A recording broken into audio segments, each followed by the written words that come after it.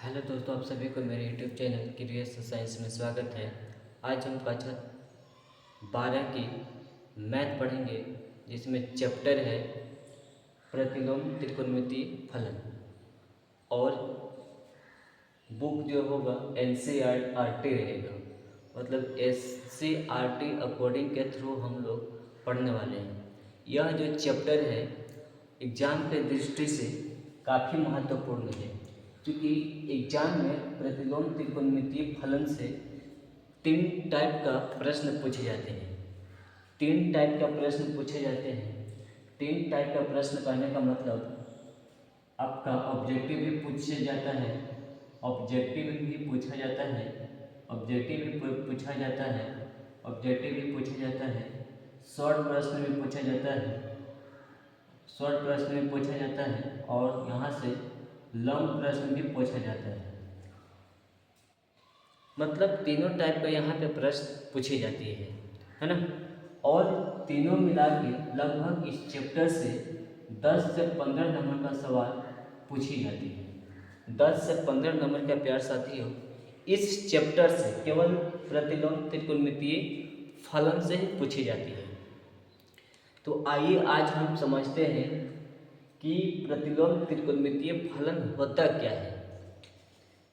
प्यार साथियों, अगर मैं बात करूं प्रतिलोम, आप 8 क्लास में भी जानते होंगे प्रतिलोम के बारे में। प्रतिलोम के बारे में आखिर प्रतिलोम होता क्या है। प्रतिलोम या इसी को कहा जाता है प्यार साथियों व्युत्क्रम, इसी को कहा जाता है व्युत्क्रम। लेकिन अलग अलग जगहों पर अलग अलग इसका इस्तेमाल किया जाता है। जैसे मैं बोलूँ कि 2 का प्रतिलोम क्या होगा, 2 का प्रतिलोम क्या होगा, तो प्यार साथियों यहाँ पे जो 2 का प्रतिलोम होगा तो होगा 1/2, मतलब उलटेगा। प्रतिलोम का मतलब होता है उल्टा। उल्टा कहने का मतलब कि सर नीचे पैर ऊपर, ये होता है प्रतिलोम। जैसे मैं बोलूँ x/y का प्रतिलोम बताओ, x/y का प्रतिलोम बताओ, तो प्यार साथियों इसका जो प्रतिलोम होगा y/x हो जाएगा। प्यार साथियों x/y का जब हम प्रतिलोम बोलेंगे तो कितना होगा, y/x होगा। अगर मैं बोलूँ x गुने y बराबर 5, x बराबर y बराबर 5, x गुने y बराबर 5, यहाँ से अगर y का मान अगर देखें तो 5/x, और इसी को लिख सकते हैं 5x इनवर्स। यही है प्रतिलोम, यही है प्रतिलोम। अगर कोई संख्या इस तरह से है x बराबर 1/y है, इसका मतलब कि y इनवर्स है इस तरह से, y इनवर्स इस तरह से है, y इनवर्स इस तरह से होगा। अगर मैं बोलूँ sin x, अगर मैं sin x का उल्टा बोलूँ, sin x का उल्टा बोलूँ तो 1/sin x हो जाएगा, 1/sin x हो जाएगा। sin x के मैं अगर उल्टा बोलूँ तो 1/sin x होगा। और इसे sin इनवर्स x, इसे आप इस तरह से नहीं लिख सकते हो।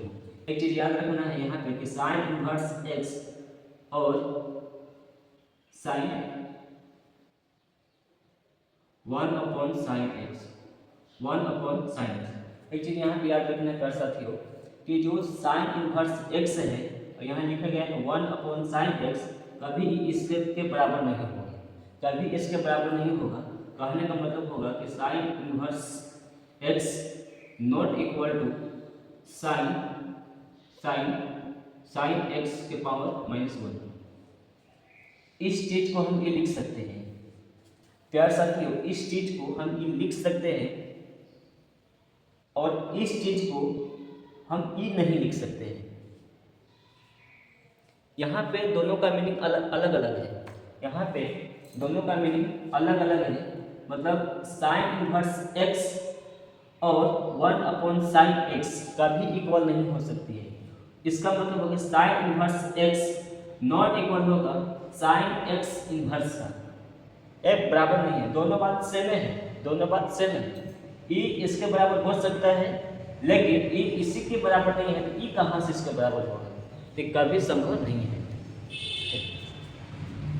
अब हम देखेंगे प्यारे साथियों कि किसी भी त्रिकोणमितीय फलन का प्रतिलोम कब संभव है, उनके प्रतिलोम होने के लिए क्या जरूरी है। किसी भी प्रतिलोम त्रिकोणमितीय फलन का अस्तित्व होने के लिए हम लोग का जो यहाँ पे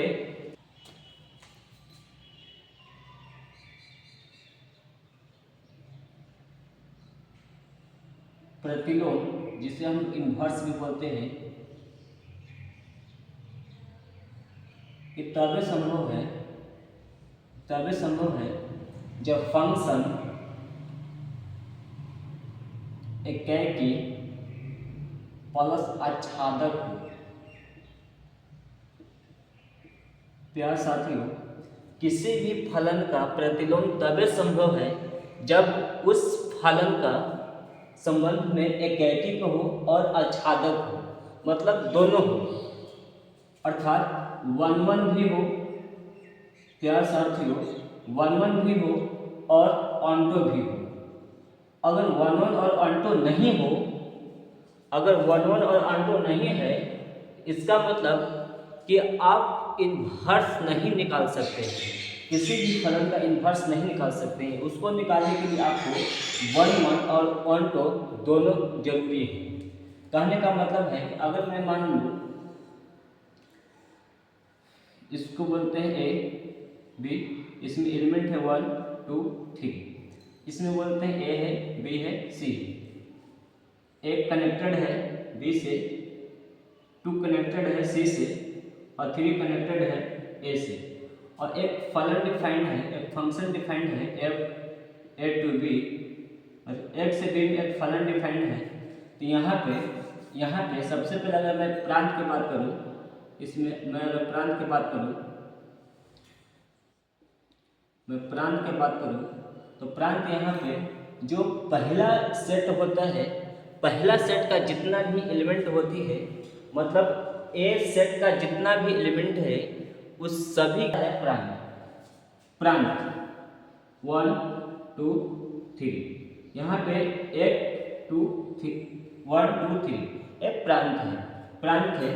और सेट बी, मतलब सेट दूसरा जो होता है, उसमें जितना भी एलिमेंट होता है उसको हम बोलते हैं परिसर, उसे हम बोलते हैं परिसर बोले तो प्यारे साथियों, इसे हम ए बी सी बोलेंगे। इसे कहीं कहीं हम डोमेन बोलेंगे। डोमेन कहना काफ़ी इजीली पड़ता है, और परिसर को हम रेंज बोलेंगे, और प्रांत को हम लोग डोमेन बोलेंगे। अगर मान लेते हैं ये जो फंक्शन है ए से बी पता है, ए से बी परिभाषित है। अगर हमें इन्वर्स निकालना हो, तो इन्वर्स निकालने के लिए हमको करना क्या होगा, तो ये बताएगा एफ इन्वर्स निकालने के लिए ये बताएगा बी टू ए। मतलब इन्वर्स में होता क्या है, यदि किसी फलन का रेंज उस फलन के इन्वर्स के लिए परिसर डोमेन के बराबर होता है, एक्सचेंज होते रहता है, रेंज डोमेन बन जाएगा, डोमेन रेंज बन जाएगा। इसका मतलब हुआ कि अगर मैं मान लूं एफ जो है इस तरह से है, 1 2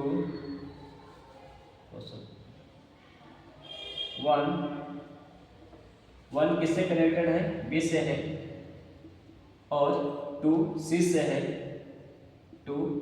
है, और 3 ए से है, 3 ए से कनेक्टेड है, 1 से कनेक्टेड है।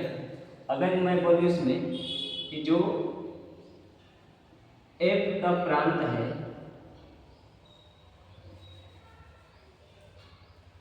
एक चीज और भी यहाँ पे देख लेता हूँ, एफ इन्वर्स जब निकालेंगे, एफ जब इन्वर्स निकालेंगे तो यहाँ बाबू कह रहा है बी से ए उल्टा, बी से ए, एफ में ए से बी, इन्वर्स में बी से ए, उल्टा संबंध। उल्टा संबंध कहने का मतलब हो गया अब ए कनेक्टेड है 3 से, ए कनेक्टेड है 3 से, उसके बाद बी कनेक्टेड है 1 से, बी कनेक्टेड है 1 से, और जो सी है कनेक्टेड है 2 से, सी जो है कनेक्टेड है 2 से। इसमें देख रहे हैं 1 2 3, ये जो डोमेन है एफ इन्वर्स में वो रेंज के बराबर है, 3 1 2, ये सब रेंज के बराबर है। यहाँ से एक रिजल्ट मिलेगा और इस रिजल्ट को आप नोट में लिख लीजिएगा कि एफ का जो परिसर होगा, एफ का जो परिसर है, एफ का जो परिसर है वो एफ इन्वर्स का डोमेन के बराबर है। एफ इन्वर्स का डोमेन, डोमेन कहने का मतलब होता है प्रांत, और जो एफ का प्रांत होगा, एफ का प्रांत होगा वो एफ इन्वर्स का परिसर के बराबर होगा, परिसर के बराबर होगा, परिसर के बराबर होगा। इस चीज को अब हम समझ गए। कुल मिलाकर हम यह समझे कि इन्वर्स ट्रिग्नोमेट्री के लिए हमें सबसे पहले 1 1 और ऑन्टो होनी चाहिए। और इसमें होता क्या है कि फलन का जो रेंज है इन्वर्स के लिए डोमेन के बराबर, और जो डोमेन होता है फलन के लिए वो इन्वर्स रेंज के बराबर होता है। मतलब एक्सचेंज होता है, रेंज खेला है और रेंज और डोमेन का, रेंज और डोमेन का। रेंज बोले तो परिसर, परिसर, और डोमेन बोले तो प्रांत। ये दोनों का बाबू खेला है, रेंज परिसर, डोमेन रेंज, यही एक्सचेंज होते रहता है। तो बात समझ में आ गया? बात समझ में आ गया तो इसे आप स्क्रीनशॉट कर दें। अब हम बताएंगे नेक्स्ट में, तो अब हम पढ़ेंगे y बराबर साइन x का आलेख।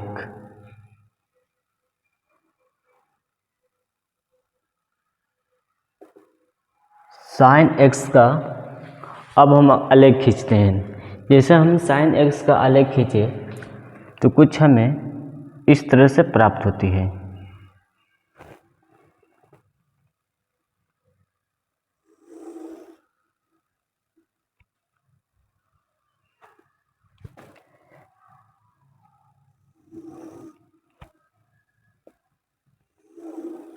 प्यार साथियों, हमें अगर साइन x का आलेख खींचना होता है तो यहाँ पे अगर प्रांत की मैं बात करूँ,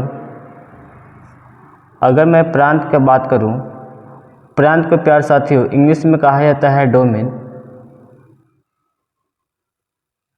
मैं डोमेन की बात करूँ तो ये होता है रियल नंबर माइनस इन्फिनिटी से इन्फिनिटी। और प्यार साथियों इसका अगर हम परिसर की बात करें, परिसर, तो परिसर को कहा जाता है रेंज।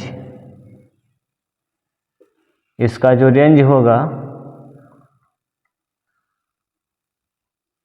-1 से 1 होगा। प्यार साथियों इसका जो रेंज होगा -1 से 1 होगा। इसका ग्राफ कुछ इस तरह से जाएगा।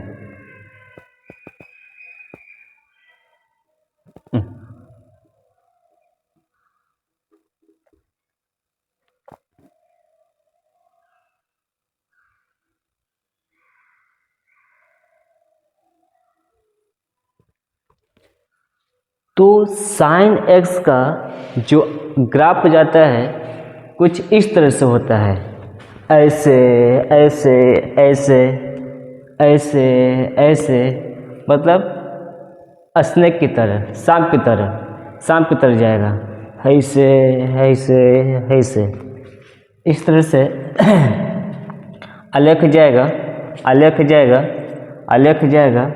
ये होता है पाई अपॉन 2, ये होता है पाई और ये होता है 3 पाई बाई 2, यहाँ होता है 2 पाई। उसी तरह से यहाँ होता है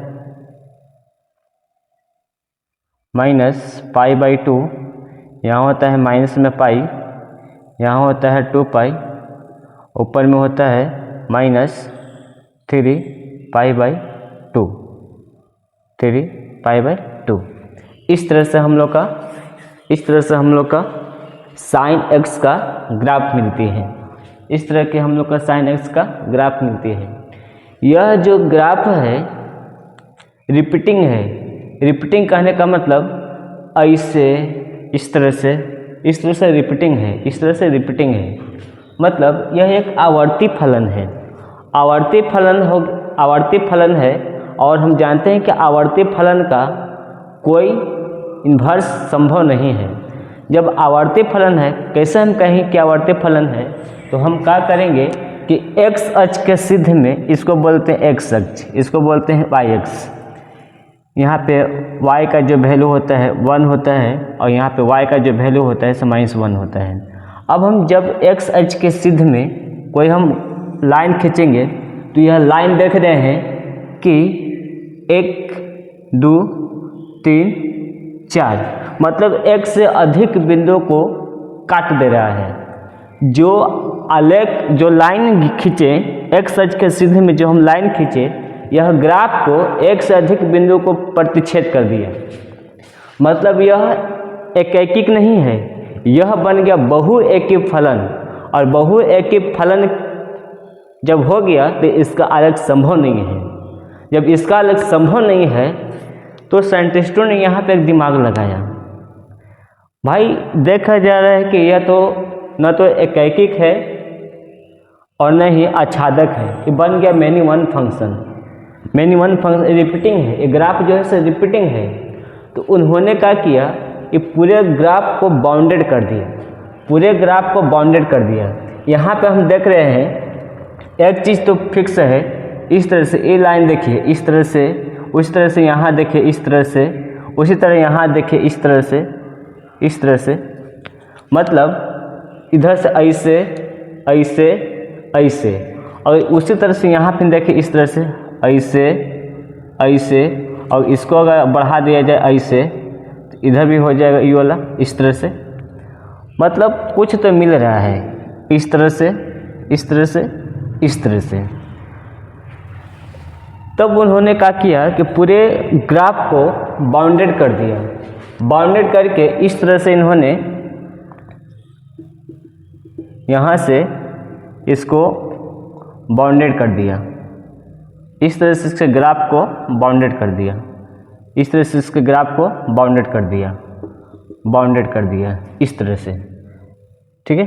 इस तरह से इसके ग्राफ को क्या कर दिया, बाउंडेड कर दिया और इसको इस तरह से खींच दिया। y बराबर, स्टेप बाय स्टेप समझेंगे। ये स्टेप नंबर 1 है और ये है स्टेप नंबर 2।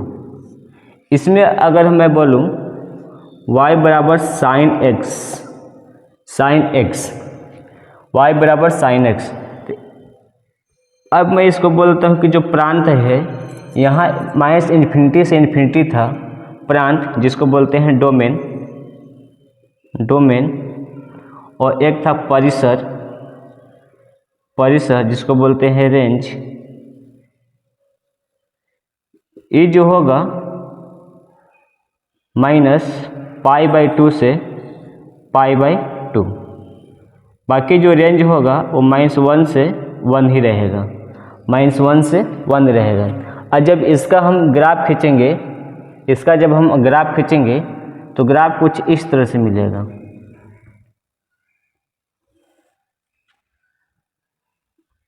ग्राफ को छोटा कर दिया इन्होंने, ग्राफ को छोटा कर दिया।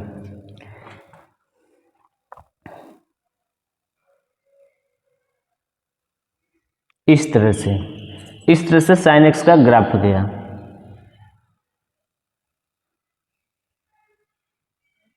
π/2 -π/2। y बराबर 1, y बराबर -1। इस तरह से इस पूरे ग्राफ को बाउंडेड करके एक कॉमन पॉइंट ए चुना, जो y बराबर sin x का एक ग्राफ हो गया, y बराबर sin x का ग्राफ हो गया। लेकिन हमें निकालना है y बराबर साइन इन्वर्स का ग्राफ। y बराबर प्यार साथियों साइन इन्वर्स x का ग्राफ चाहिए। तो हम करेंगे क्या चीज़, यहाँ पे देख रहे हैं दो चीज़ देखिए, एक तो ग्राफ इस तरह से जा रहा है, कॉमन पॉइंट इस तरह से, और दूसरा इस तरह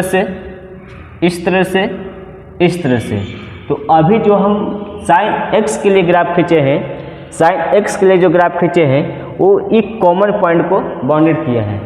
अब हम साइन इन्वर्स x का ग्राफ खींचकर बता रहे हैं कि साइन इन्वर्स x का ग्राफ किस तरह से होगा।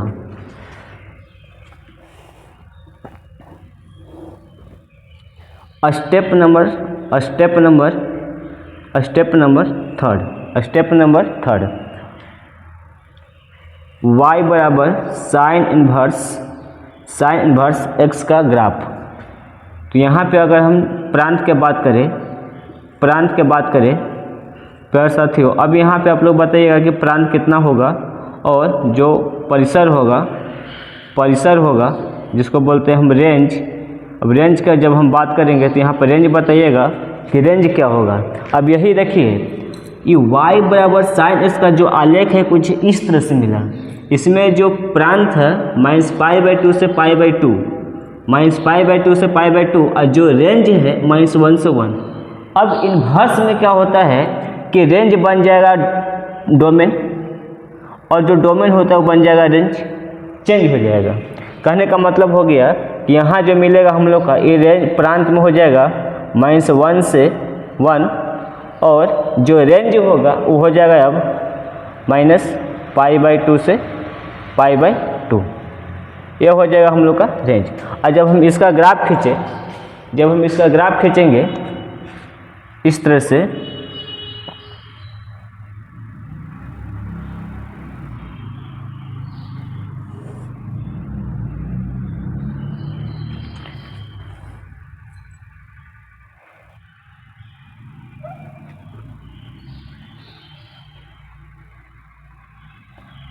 इस तरह से हम लोग का इसका ग्राफ मिलेगा। इसका मतलब ये देगा π/2, और ये देगा -π/2। यहाँ पे हो जाएगा 1, और यहाँ पे हो जाएगा -1। इसका मतलब ये हुआ प्यार साथियों, हमने साइन x का आलेख खींचे और उसका इन्वर्स का आलेख खींचे। तो साइन x का आलेख देख रहे थे कि रिपीटिंग था, और इसने ग्राफ को बाउंडेड कर दिया और कुछ इस तरह से हमने प्राप्त किया, और इसका इन्वर्स निकाल लिया। इन्वर्स ये इस तरह से जा रहा था, अब यही जब इन्वर्स लगाए तब इस तरह से हो गया, मतलब मुड़ गया। जा रहा था ऐसे, अब यहाँ हो गया ऐसे। इन्वर्स में हो गया उल्टा, इन्वर्स में क्या हो गया तो उल्टा हो गया। इतना जल्दी से सभी को स्क्रीनशॉट कर ले। चलिए अब यहाँ पे एक चीज़ देखिएगा कि जो साइन है और साइन इन्वर्स x बराबर होता है x, ये तबे सत्य होता है जब x बिलोंग करेगा -1 से 1। प्यार साथियों, ये x जो बिलोंग करेगा वो -1 से 1। और इसी में क्या होता है कि अगर साइन इन्वर्स साइन x इतना बराबर x होता है, लेकिन जो ये x है ये बिलोंग करता है -π/2 से π/2, -π/2 से π/2, ठीक है, -π/2 से π/2, ठीक है। अब यहाँ पे हम लोग का इसी तरह से 6 त्रिकोणमितीय फंक्शन का निकाल लेना है ना, रेंज और उसका डोमेन, रेंज और डोमेन। तो यहाँ पे लिखेंगे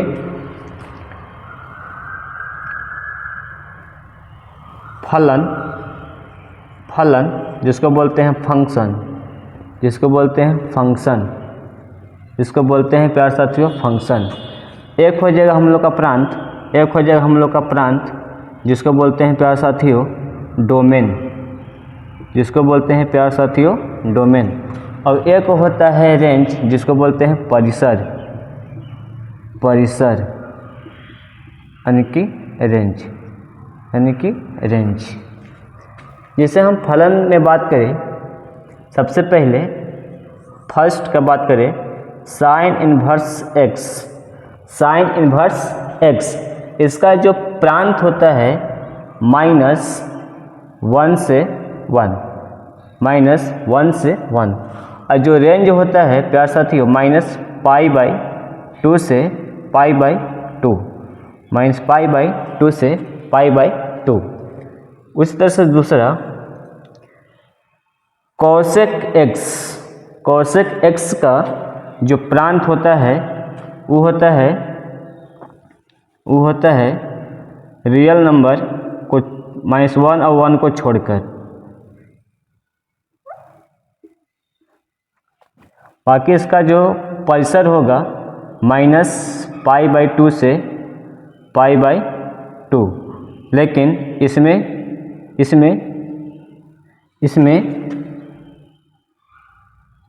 0 नहीं होगा, मतलब 0 को छोड़ के, क्योंकि 0 पर कोसेक का मान अनडिफाइंड होता है। 0 पर जो कोसेक का मान होता है यानी कि कोसेक 0 डिग्री का जो मान होता है अनडिफाइंड होता है। अनडिफाइंड करने का मतलब अपरिभाषित होती है, इसलिए यहाँ पे 0 को माइनस किया जाता है। थर्ड में tan inverse x, tan inverse x इसका जो होता है ये होता है केवल रियल होता है।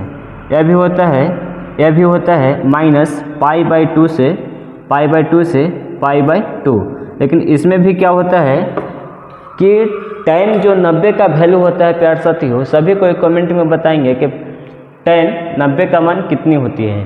तो प्यारे साथियों यहाँ पे tan जो 90 का मान होता है वह होता है अनडिफाइंड, वो होता है अनडिफाइंड। अनडिफाइंड कहने का मतलब होता है प्यारे साथियों अपरिभाषित। इसका मतलब कि आपको यहाँ छोड़ना होगा, आपको यहाँ पे छोड़ना होगा -π/2 और π/2 और -π/2। या इसी को अगर आप संक्षेप में लिखना चाहते हैं तो डायरेक्ट लिख सकते हैं -π/2 से π/2। इसका मतलब हो गया ओपन ब्रैकेट। ओपन ब्रैकेट का मतलब होता है कि -π/2 को छोड़ देना है और -π/2 और π/2 को छोड़ देना है, बाकी इसके बीच वाला वैल्यू को लेना है। और क्लोज ब्रैकेट में क्या होता है कि इस वैल्यू को भी लेना है और इसके बीच वाला वैल्यू को भी लेना है, मतलब उसको भी लेना है और उसके बीच वाले वैल्यू को भी लेना है। चौथा, उसी तरह से cos इन्वर्स x का जो होगा ये होगा -1 से 1 और इसका होता है 0 से पाई होता है। उसी तरह प्यारे साथियों जो 5 हो जाएगा वो होगा sec इन्वर्स x, ये वाला हो जाएगा रियल -1 से 1, मतलब इसको छोड़ के, और इसका हो जाएगा 0 से पाई, लेकिन छोड़ देना इसमें भी छोड़ देना है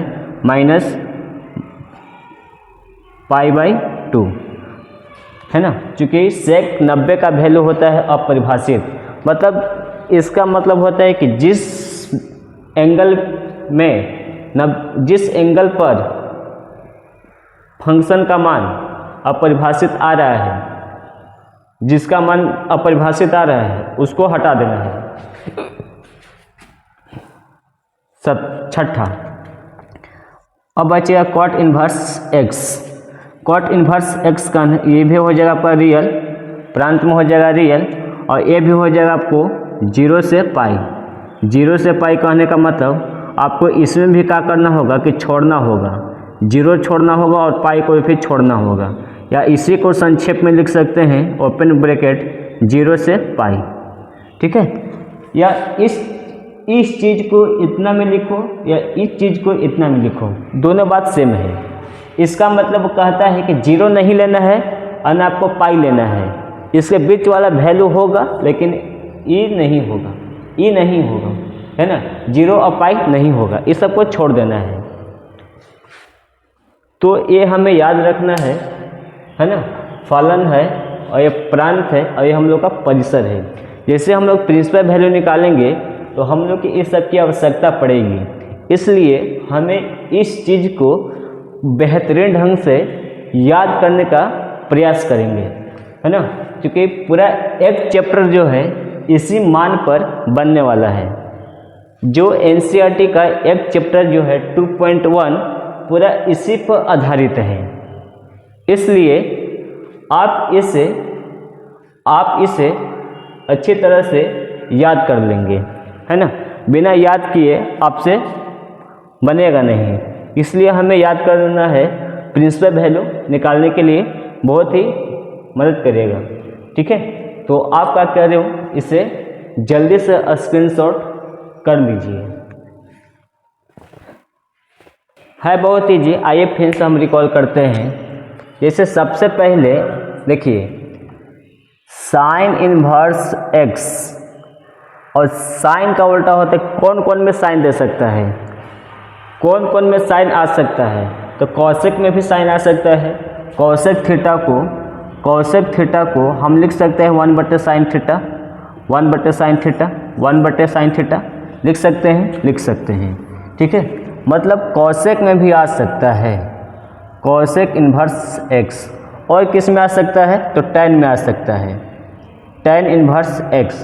इन दोनों के बाबू जो रेंज होता है वो सेम होता है, थोड़ा सा अंतर होता है, -π/2 से π/2 सबके लिख दिए। इसमें होगा -π/2 से π/2, लेकिन इसमें छोड़ना का होता है, क्योंकि कॉसेक 0 का वैल्यू होता है अपरिभाषित। अब कॉसेक 0 डिग्री का मान बताओगे तो कितना होगा, अपरिभाषित होता है, अपरिभाषित, है ना। कॉसेक 0 डिग्री का जो मान होता है वो अपरिभाषित होता है, अपरिभाषित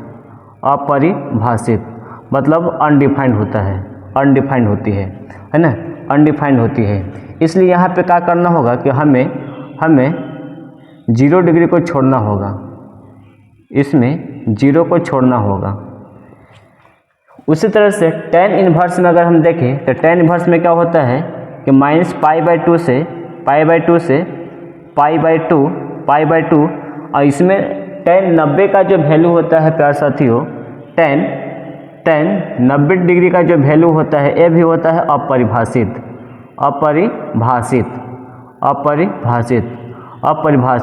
अनडिफाइंड होती है। इसका मतलब कि इसमें भी आपको छोड़ना होगा -π/2 से π/2, ये सब को छोड़ देना होगा। या इसी को हम संक्षेप में क्या बताए थे लिखने के लिए कि -π/2 और π/2, ओपन ब्रैकेट और क्लोज ब्रैकेट। ओपन का मतलब होता है कि उस वैल्यू को छोड़ के उसके बीच वाला वैल्यू का मान, और क्लोज ब्रैकेट में होता है कि जो वैल्यू दिया है वो भी लेना है और उसके बीच वाला वैल्यू भी लेना है। जैसे कहने का मतलब है प्यार साथियों, ओपन ब्रैकेट और क्लोज ब्रैकेट आपको समझा रहे हैं, रुक जाओ। Open bracket, open and close. कहने का मतलब है कि एक मैं लिखा हूँ 6, एक लिखा हूँ 8, 6 8। इसका मतलब है कि 6 भी लेना है, 6 भी लेना है और 8 भी लेना है, और इसके बीच वाला वैल्यू भी लेना है, इसके बीच वाला वैल्यू भी लेना है, इसके बीच वाला वैल्यू भी लेना है। और इसका मतलब होता है, अगर मैं बोलूँ 5 और 4 इस तरह से, इसका मतलब होता है कि 5 को छोड़ देना है, इसके बीच वाला वैल्यू लेना है, तो हो जाएगा 3, बोला हो जाएगा 3। ये हो गया ओपन ब्रैकेट का मतलब कि इसको और इसको छोड़ देना है और इसके बीच वाला वैल्यू को ले लेना है। जिसमें क्लोज में ई और ई दोनों को लेना है और इसके बीच वाला वैल्यू को लेना है। ये इसका मतलब होता है।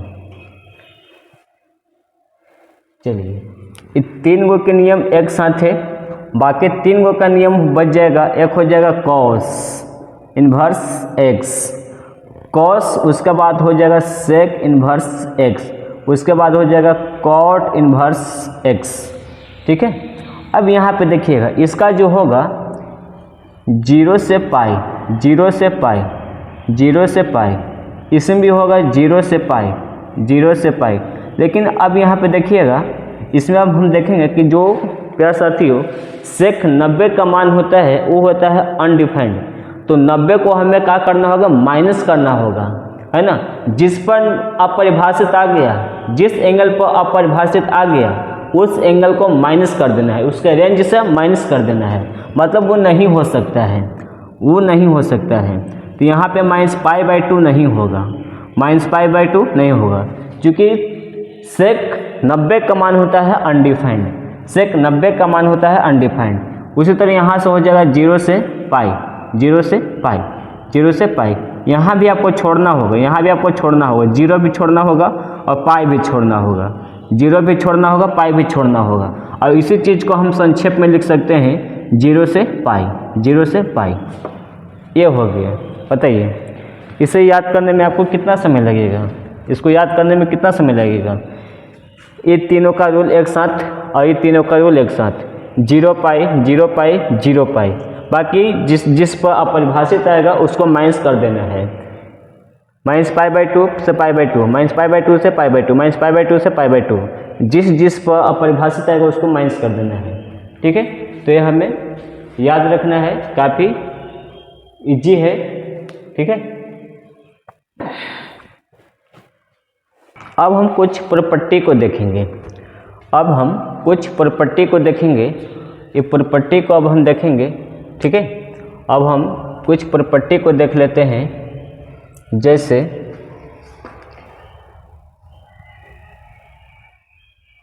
प्रॉपर्टी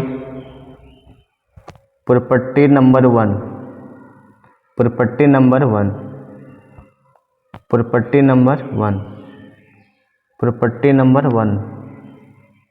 ठीक है, प्रॉपर्टी नंबर 1 में जैसे हमें कहा जाए साइन इन्वर्स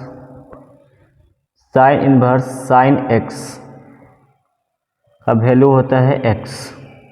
उसी तरह दूसरा में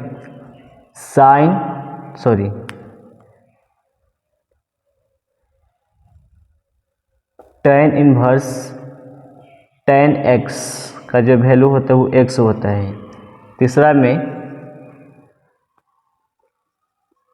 कोसेक इन्वर्स कोसेक x बराबर x होता है। चौथा में अगर मैं बात करूं तो कॉस इन्वर्स x बराबर हो जाएगा x। सेक x बराबर हो जाएगा x। छठा में बात करूं तो कॉट x बराबर हो जाएगा x। प्रॉपर्टी नंबर 1 का फॉर्मूला है, प्रॉपर्टी नंबर 1 का यह फॉर्मूला है, इसे भी याद रखना है कि साइन x बराबर क्या होता है, साइन x बराबर क्या होता है। तो इस चीज़ को भी याद रखना है, इस चीज़ को भी हमें याद रखना है। जैसे कहने का मतलब होता है कि अगर मैं मान लूँ कि y बराबर है, अगर मैं मान लूँ कि y बराबर है साइन x और यहाँ से अगर मैं x बराबर निकालूँ तो साइन इन्वर्स y हो जाएगा, साइन इन्वर्स y हो जाएगा। प्यारे साथियों साइन इन्वर्स y हो जाएगा, साइन इन्वर्स y हो जाएगा।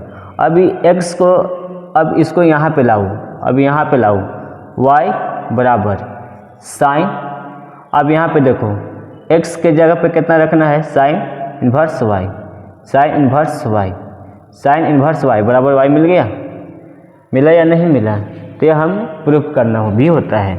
ठीक है, उसी तरह से property number 2, property number 2, property number 2, property number 2, property number 2, property number 2, property number 2 में कहता है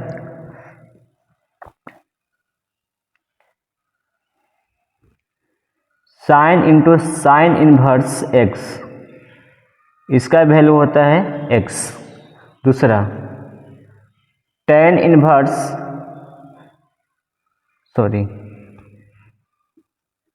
ten into tan inverse x बराबर जो होता है वो x होता है।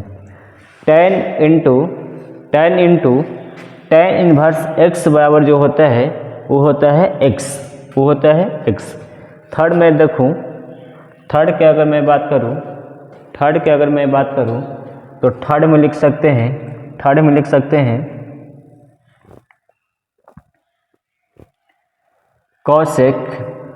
कॉसेक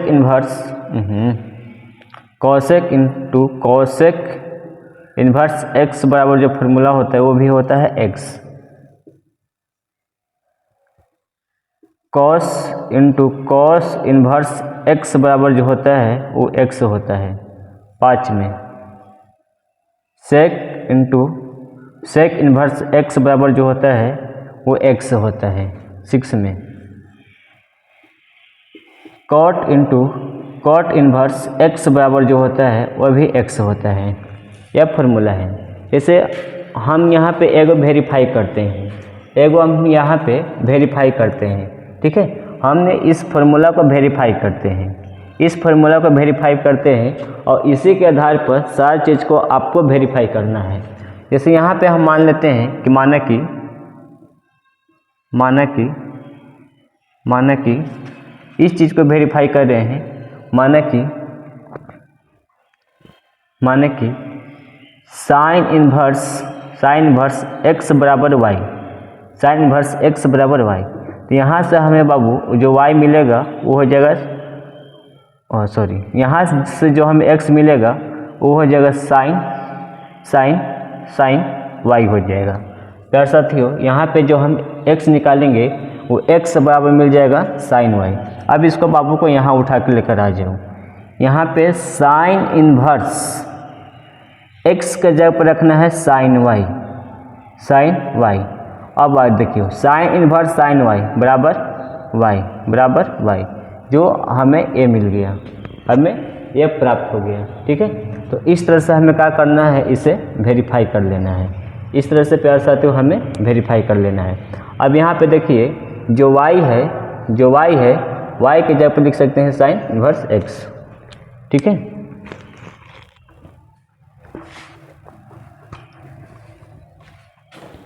इसी तरह से थर्ड जो प्रॉपर्टी होगा,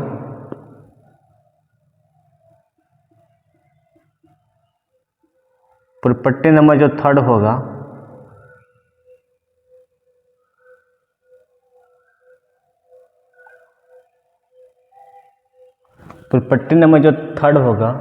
वो होगा पहला कि साइन इन्वर्स x बराबर लिख सकते हैं, साइन का उल्टा होता है बाबू कॉसेक इन्वर्स। अब इसको उलट दो, इसको उलटिएगा तो नीचे कुछ ना तो 1 है, 1 चल जाएगा ऊपर, मतलब 1/x मिल जाएगा, 1/x मिल जाएगा, ठीक है, 1/x मिल जाएगा। दूसरा अगर इसी में हम अगर हम बोले कि कॉसेक इन्वर्स x बराबर, तो कॉसेक को उल्टा होता है साइन इन्वर्स 1/x हो जाएगा। प्यारे साथियों, अगर हमें निकालना है कॉसेक इन्वर्स x बराबर, तो लिखेंगे साइन इन्वर्स 1/x, मतलब अब इसको उलट देंगे,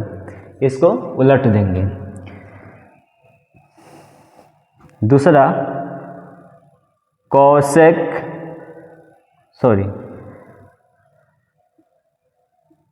टेन इन्वर्स x बराबर लिखेंगे, टेन का उल्टा होता है कॉट, इन्वर्स x को उलट देंगे तो 1/x मिल जाएगा। या इसी को लिख सकते हैं इसी को लिख सकते हैं कॉट इन्वर्स x बराबर tan इन्वर्स 1/x हो जाएगा। प्यार साथियों, हम यहाँ पे लिखेंगे कॉट इन्वर्स x बराबर tan इन्वर्स, इसको उलटेंगे तो 1/x मिल जाएगा। थर्ड में लिखेंगे हम लोग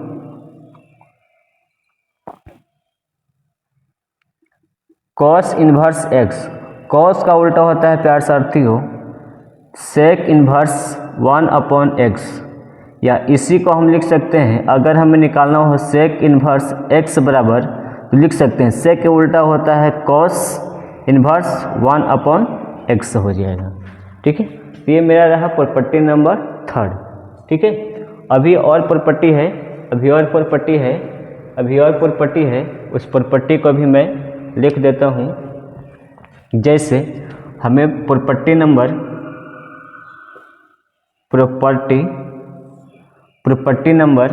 4 लिखना है।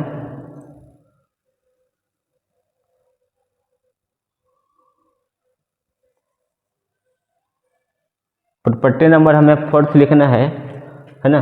लिखेंगे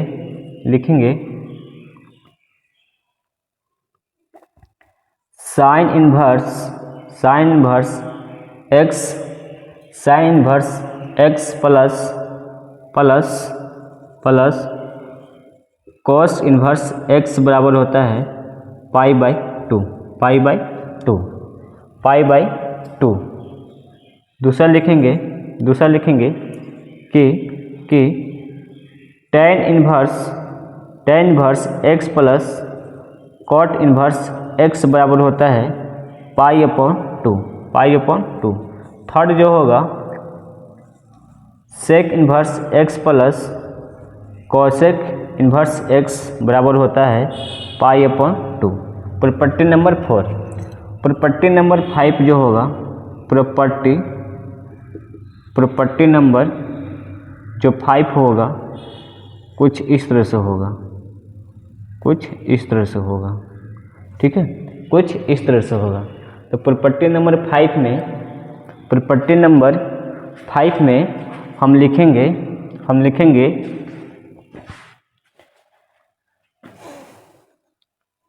साइन इन्वर्स माइनस x बराबर हो जाएगा माइनस साइन इन्वर्स x। फिर लिखेंगे कि कोसेक इन्वर्स माइनस x बराबर हो जाएगा माइनस कोसेक इन्वर्स x। उसी तरह से tan इन्वर्स माइनस x बराबर होता है माइनस tan इन्वर्स x होता है। ठीक है, ये 3 गो का रूल एक साथ लगेगा। बाकी जो अदर 3 गो होता है जैसे कॉस का, इसको मैं बोलता हूँ first, second, third. Fourth cos minus X बराबर कॉस इन्वर्स माइनस एक्स बराबर लिख सकते हैं pi minus cos inverse x. इसी तरह से 5 लिख सकते हैं सेक इन्वर्स माइनस एक्स बराबर pi minus sec inverse X. 6 लिख सकते हैं कॉट इन्वर्स माइनस एक्स बराबर pi minus cot inverse X. ठीक है, तो ये 5 प्रॉपर्टी है, इतना काफ़ी है। बाकी इतना तक का प्रश्न को सॉल्व करके मैं आगे कुछ प्रॉपर्टी और बताऊंगा और उसके आधार पर नेक्स्ट चैप्टर को हम सॉल्व करने को बताएंगे। ठीक है, तो फिलहाल के लिए आज आप इतना स्क्रीनशॉट कर लें। तो अब हम सीखेंगे कुछ क्लास 10th के बेसिक चीज़ को हम समझ लेते हैं जो हमने क्लास 10th में पढ़े थे, है ना, कि साइन 0 का मान कितनी होती है, साइन 30 का मान कितना होता है, साइन 60 का मान कितना होता है।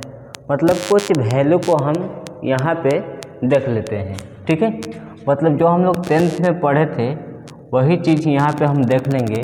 जैसे हमें निकालना हो 0 डिग्री, पाई/6, पाई/4, π/3 और π/2।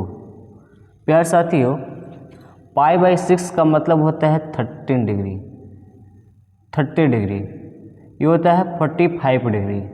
इसका मतलब होता है π/3 का मतलब होता है प्यारे साथियों 60 डिग्री। और जो π/2 होता है इसका मतलब होता है 90 डिग्री, है ना। क्योंकि जो पाई का जो वैल्यू होता है, पाई का प्यारे साथियों, ये जो पाई का वैल्यू होता है वो होता है 180 डिग्री। यहाँ पे हम रेडियन में जो एंगल को मेजर किया जाता है वहाँ पे पाई मानते हैं और पाई को हम यहाँ पे 180 डिग्री बोलते हैं।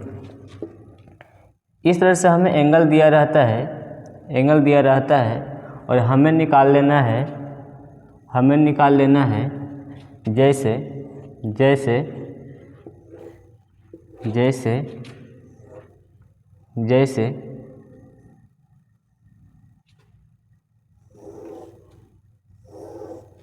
इसे देखो कोई ट्रिग्नोमेट्रिक फंक्शन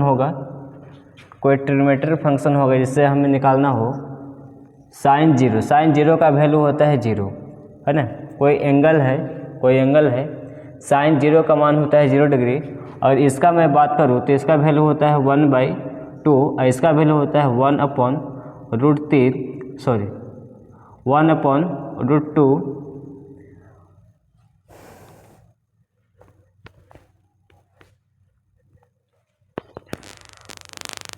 1/√2 और इसका जो वैल्यू होता है √3/2 होता है। इसका जो वैल्यू होता है प्यारे साथियों, इसका वैल्यू होता है 1। उसके बाद हम कॉस में देख लेते हैं। कॉस थीटा में 0 का मान होता है 1, इसका वैल्यू हो जाएगा √3/2 और इसका वैल्यू हो जाएगा 1/√2 और इसका वैल्यू हो जाएगा 1/2 और इसका वैल्यू हो जाएगा 0। अभी हमें निकालना है tan। तो साइन बाई कॉस कर देंगे, मतलब 0 में 1 से भाग दे देंगे तो हमें यहाँ पे मिल जाएगा प्यारे साथियों, यहाँ पे जो हमें मिल जाएगा ये हो जाएगा हम लोग का 0 और ये जो हो जाएगा 1/√3 हो जाएगा और इसका जो वैल्यू होगा प्यारे साथियों ये हो जाएगा 1 और इसका जो वैल्यू होगा ये हो जाएगा √3 और इसका जो वैल्यू हो जाता है ये होता है नॉट डिफाइंड करने का मतलब होता है अपरिभाषित। बस हम लोग का इतना वैल्यू ही याद रखना है। बाकी अगर कॉसेक के निकालना होगा तो इस वैल्यू को हम उलट देंगे, क्योंकि साइन का उल्टा होता है कॉसेक, कॉस का उल्टा होता है सेक और टेन का उल्टा होता है कॉट। अगर हमें ये 3 ट्रिग्नोमेट्रिक फंक्शन का वैल्यू पता हो तो अदर 3 ट्रिग्नोमेट्रिक फंक्शन का वैल्यू हम ऑलरेडी निकाल लेंगे, ठीक है। टोटल जो ट्रिग्नोमेट्रिक रेशियो होता है, ट्रिग्नोमेट्रिक रेशियो वो होता है 6 गो, वो होता है प्यारे साथियों वो 6 गो होता है। यहाँ पे हमने 3 का वैल्यू बता दिए हैं और 3 बच गया है इसका उल्टा, ठीक है। तो उल्टा वो बोलेंगे तो उल्टा वैल्यू को हम उलट देंगे। क्लियर? चलिए अब हम इसे क्लीन करते हैं। इसे कुछ एग्जाम्पल है, जैसे पहला हमें निकालना है। पहला एग्जाम्पल है प्यारे साथियों कि साइन इन्वर्स 1/√2 का मुख्य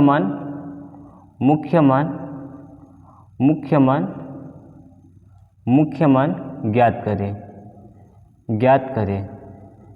प्यारे साथियों हमें निकालना है साइन इन्वर्स 1/√2 का प्रिंसिपल वैल्यू ज्ञात करना है। तो प्यारे साथियों हम बताए थे, एक फार्मूला बताए थे कि साइन x का जो एक फार्मूला होता है, इतना बराबर बताया था कि x होता है, ये x आपको बिलोंग करना चाहिए -π/2 से π/2। इसका कहने का मतलब हुआ कि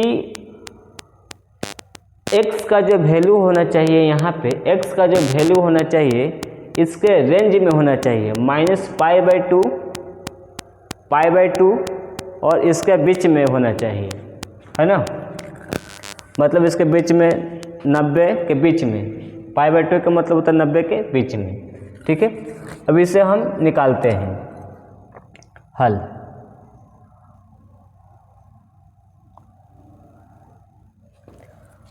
अब यहाँ पे हम देख रहे हैं कि जो साइन इनवर्स है, साइन इनवर्स, साइन में कितना का वैल्यू होता है प्यारे साथियों, 1/√2। तो साइन में हम लोग जानते हैं, साइन में हम लोग जानते हैं कि साइन π/4, साइन π/4 का जो वैल्यू होता है वो होता है 1/√2। अब साइन इनवर्स साइन हो जाएगा न्यूट्रल, बाकी बच जाएगा यहाँ पे प्यारे साथियों π/4। मतलब कि इसका जो सही उत्तर होगा π/4। और ये जो π/4 है, ये जो π/4 है, ये बिलोंग करेगा -π/2 से π/2, है ना। मतलब π/4 का मतलब 45 डिग्री, तो 45 डिग्री इसके रेंज में है। जब रेंज में है तो इस प्रश्न का सही उत्तर हो जाएगा π/4, ठीक है। बहुत छोटा सा प्रश्न है, ठीक है। और ये इसका फॉर्मूला है, ये इसका फॉर्मूला है।